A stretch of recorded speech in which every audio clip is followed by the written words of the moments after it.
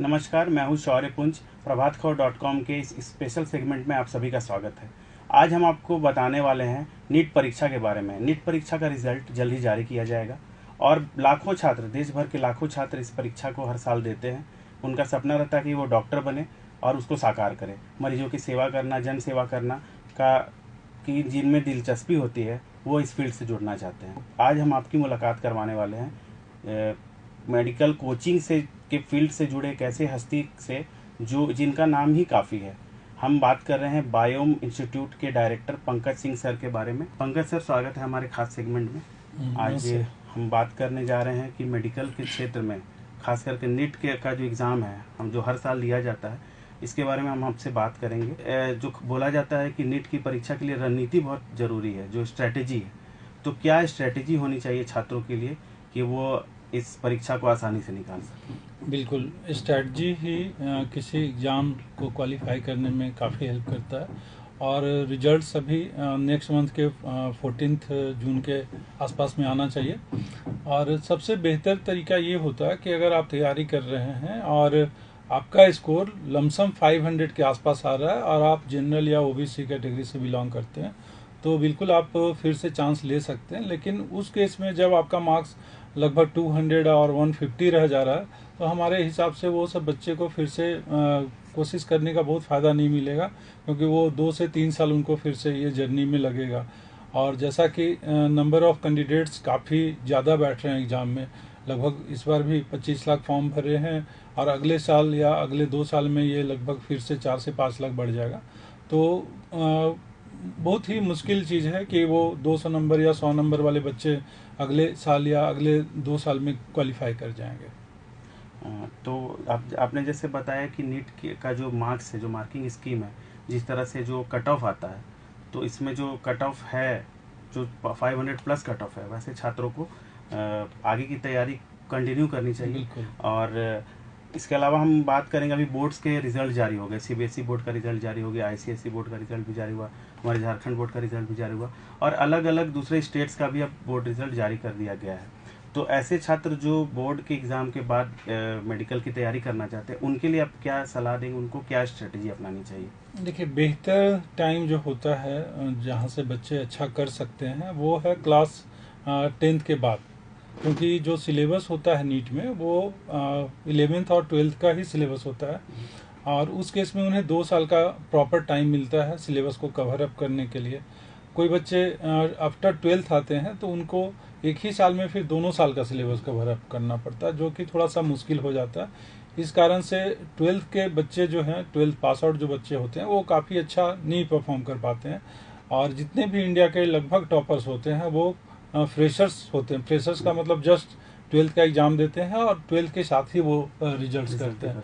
तो बेहतर टाइम तो यही है कि अगर आप चाहते हैं कि हम डॉक्टर बने और सिर्फ डॉक्टर बने, अगर आप सोच लिए कि हमें सिर्फ डॉक्टर ही बनना है, देन आप कोशिश करें, क्योंकि कंपटीशन काफ़ी टफ रहेगा। और पेपर टफ नहीं रहता है, लेकिन नंबर ऑफ कैंडिडेट्स इतने ज़्यादा रहते हैं कि हर एक मार्क्स पे काफ़ी रैंक पीछे आ जाता है। तो 10th के बाद अगर तैयारी करते हैं तो हमारे हिसाब से वो ज़्यादा बेहतर टाइम रहेगा। तो सर ने बताया कि 10th के बाद यानी 10वीं कक्षा के बाद जो बच्चे तैयारी करना चाहते हैं, तो एक अच्छा समय रहता है, लोगों को अच्छा समय मिल पाता है कि वो तैयारी अच्छी तरह से कर सके।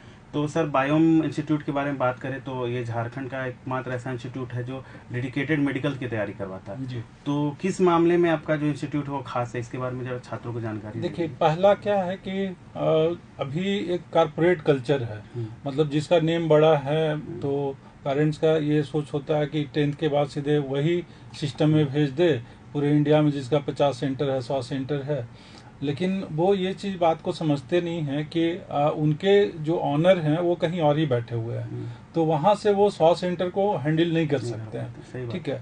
और जो बेहतर करवा सकते हैं वो कहीं और ही, जो उनका हेड ऑफिस होता है, वहाँ पे बैठे रहते हैं। तो सिस्टम, अगर आप ये सोचते हैं कि हमें उसी सिस्टम में भेजना है, तो उनके कारपोरेट सेंटर पे भेजिए जहाँ से वो शुरू हुआ है, वो सेंटर में आपको वो सुविधा मिलेगा। लेकिन बाकी जितने सारे सेंटर्स होते हैं ना, वो बिजनेस के लिए बना हुआ है, मतलब उससे रेवेन्यू जनरेट होना है।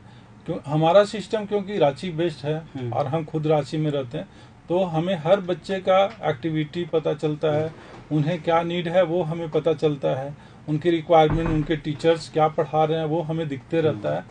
तो मतलब ओवरऑल अगर देखें तो क्योंकि हम खुद ही इन्वॉल्व हैं हर एक चीज़ में, तो हमारा कोशिश ये रहता है कि जहाँ पे कुछ भी कमी हो रहा है उसको और बेहतर किया जाए। और इसके अलावा ये जानना चाहेंगे कि अगर मेडिकल की कोई तैयारी करना चाहता है, नीट की तैयारी करना चाहता है, तो क्या स्ट्रेटेजी अपनानी चाहिए, कितना देर पढ़ाई करनी चाहिए, कितनी देर पढ़ाई करनी चाहिए? इसके अलावा पढ़ाई के अलावा भी जो समय है लेजर टाइम में किस तरह से उसको यूटिलाइज करना चाहिए, तो इसके बारे में थोड़ा बताइए। देखिए आज का जो टाइम है ना, बच्चे तो गार्जियन को बोल के आ जाते हैं कि हम तैयारी करने जा रहे हैं, लेकिन उनका देखिएगा अधिकतर टाइम जो है वो कहीं ना कहीं बाहर घूमना है, या फिर आजकल वो जो फ्रेंडशिप वाला जो इन्वायरमेंट बना हुआ है, तो उस कारण से बहुत सारे बच्चे आपको मॉल में और इधर उधर दिखते रहेंगे, पार्क में दिखते रहेंगे।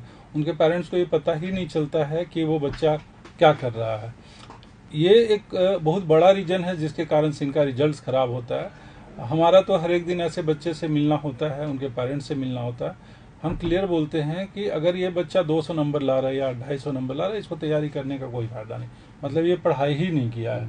ठीक है, आप फी देना चाहते हैं हमारे कोचिंग में आकर दे लीजिए, लेकिन हमें इस तरह का फी ही चाहिए नहीं। तो इस तरह के बच्चे काफ़ी आपको शहर में मिल जाएंगे। हाँ, जो बच्चा सीरियस है तो हम सिर्फ इतना बोलते हैं कि आप क्लासेज प्रॉपर कीजिए, हमारा जो क्लासेज चल रहा है, देन आप सेल्फ स्टडी के लिए जितना टाइम आप क्लास में दिए हैं उतना टाइम सेल्फ स्टडी में, मतलब आप अगर 5 आवर्स का क्लासेज कर रहे हैं, देन 5 आवर्स सेल्फ स्टडी के लिए रिजर्व रखिए। उसमें आपका क्वेश्चन प्रैक्टिस भी हो जाएगा और रिवीजन भी हो जाएगा प्रॉपर, और कोई भी बैकलॉग्स नहीं बचेगा, तो रिजल्ट का पॉसिबिलिटी बढ़ जाएगा। तो जैसा पंकज सर ने बताया कि डेडिकेटेड होकर के ही नीट की परीक्षा में सफलता पाई जा सकती है। अगर हम क्लास 10th के बाद इसके लिए अगर तैयारी करें, कड़ी मेहनत करें, तो सफलता हमें ज़रूर मिलेगी। तो पंकज सर, आपका बहुत बहुत धन्यवाद हमारे स्पेशल प्रोग्राम में आने के लिए। और प्रभातखबर.com से मैं श्योर आपसे बताना चाहूँगा कि आने वाले दिनों में भी हम आपके लिए ऐसे ही कुछ स्पेशल प्रोग्राम लेकर आएंगे, जिसको लेकर के आप अपने करियर का सही चुनाव कर सकते हैं। तो जुड़े रहें प्रभातखबर.com के साथ। प्रभातखबर.com, विश्वास वही, रफ्तार नहीं।